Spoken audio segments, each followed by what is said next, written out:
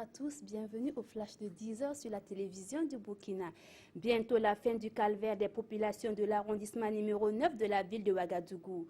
Le programme de réfection des voies a été lancé ce samedi par le ministre Simon Compaoré.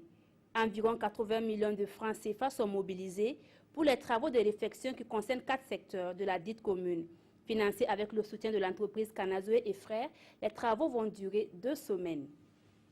Le Centre d'analyse des politiques économiques et sociales CAPES s'engage dans la lutte contre le chômage. Il a organisé un atelier sur la création massive d'emplois en vue d'atteindre le plein emploi au Burkina Faso.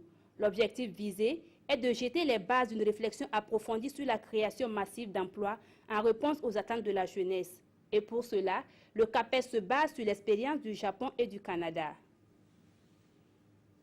La 12e promotion de gynécologues obstétriciens formés au Burkina a effectué sa sortie le vendredi dernier. Au nombre de 26, dont 17 Burkinabés, ils ont reçu les attestations de fin de formation après 4 années de spécialisation dans le domaine.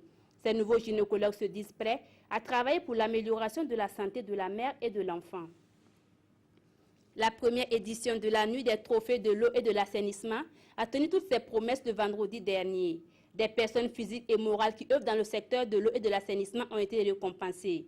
Et pour les premiers responsables du ministère de l'eau, cette nuit permettra de répertorier chaque année une liste exhaustive des partenaires les plus déterminants dans le secteur de l'eau. La Nuit des trophées de l'eau et de l'assainissement est organisée par Global Water Partnership West Africa.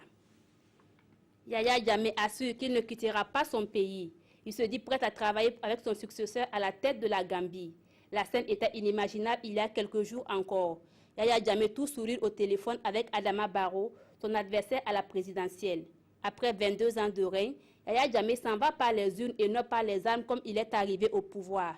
Une nouvelle page s'ouvre pour les Gambiens et c'est Adama Barrow qui va en rédiger les premières lignes. Voilà pour ce flash, merci de l'avoir suivi. Vous avez rendez-vous à 13h avec Marguerite Douagneau.